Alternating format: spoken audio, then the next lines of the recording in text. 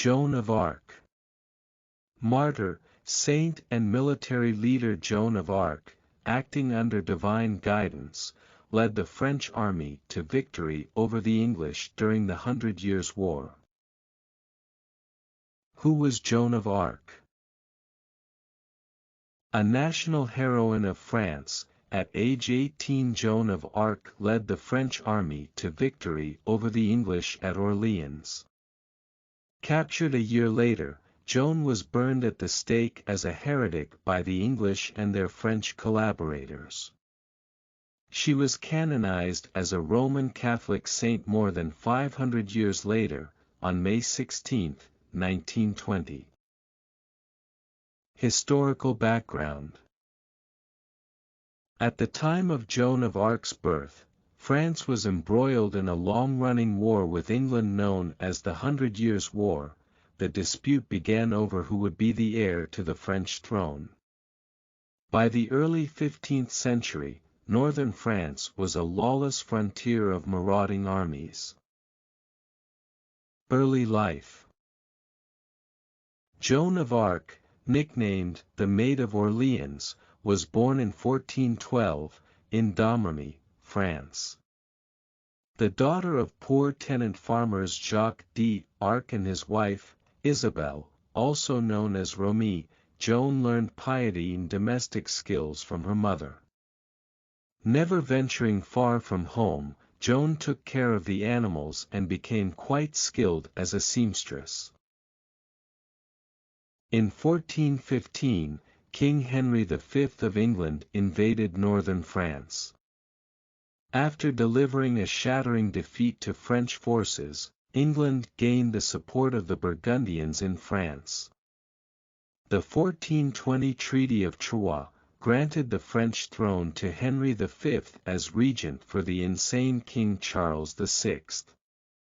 Henry would then inherit the throne after Charles's death. However, in 1422, both Henry and Charles died within a couple of months, leaving Henry's infant son as king of both realms. The French supporters of Charles's son, the future Charles VII, sensed an opportunity to return the crown to a French monarch. Around this time, Joan of Arc began to have mystical visions encouraging her to lead a pious life. Over time, they became more vivid, with the presence of Saint Michael and Saint Catherine designating her as the savior of France and encouraging her to seek an audience with Charles, who had assumed the title Dauphin, heir to the throne, and ask his permission to expel the English and install him as the rightful king. Meeting with the Dauphin. In May 1428, Joan's visions instructed her to go to Vaucouleurs and contact Robert de Baudricourt, the garrison commander and a supporter of Charles. At first, Baudricourt refused Joan's request, but after seeing that she was gaining the approval of villagers, in 1429 he relented and gave her a horse and an escort of several soldiers. Joan cropped her hair and dressed in men's clothes for her 11-day journey across enemy territory to Chinon, the site of Charles's court. At first, Charles was not certain what to make of this peasant girl who asked for an audience and professed she could save France. Joan, however, won him over when she correctly identified him, dressed incognito, in a crowd of members of his court. The two had a private conversation during which it is said Joan revealed details of a solemn prayer Charles had made to God to save France.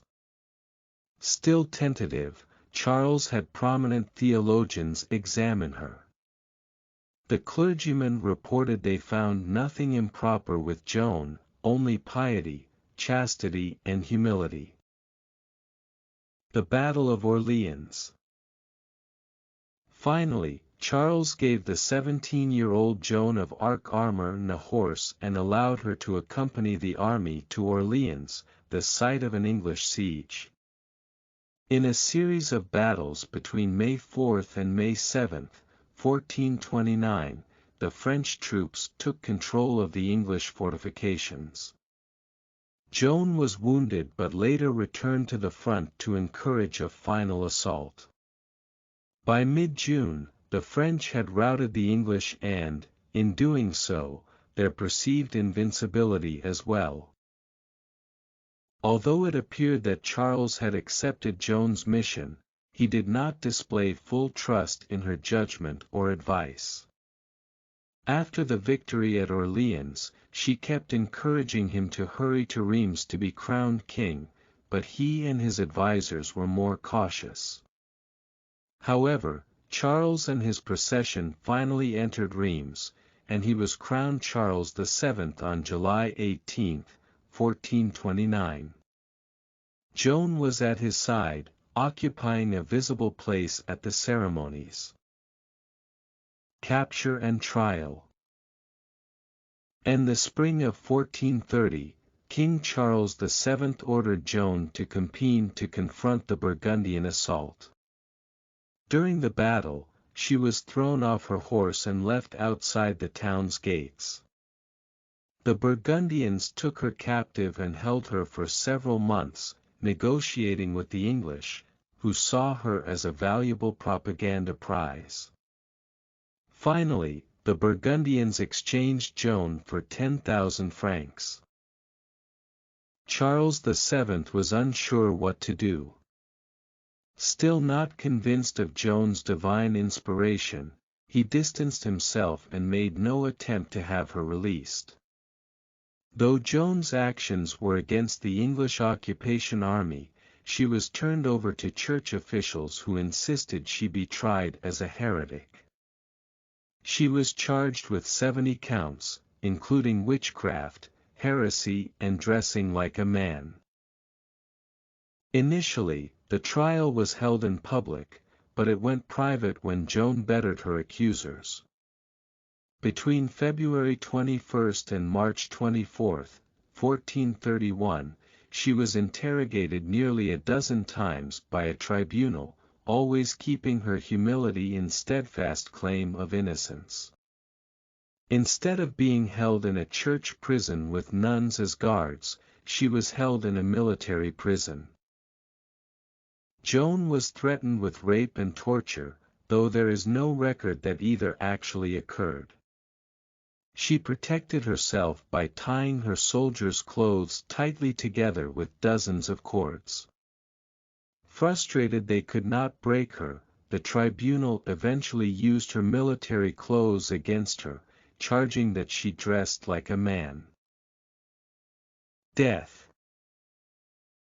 On May 29, 1431, the tribunal announced Joan of Arc was guilty of heresy.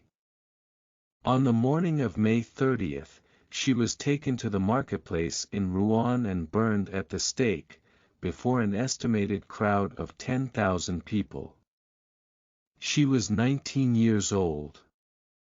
One legend surrounding the event tells of how her heart survived the fire unaffected. Her ashes were gathered and scattered in the Seine. Retrial and Legacy. After Joan's death, the 100 Years' War continued for another 22 years. King Charles VII ultimately retained his crown, and he ordered an investigation that in 1456 declared Joan of Arc to be officially innocent of all charges and designated a martyr. She was canonized as a saint on May 16, 1920, and is the patron saint of France.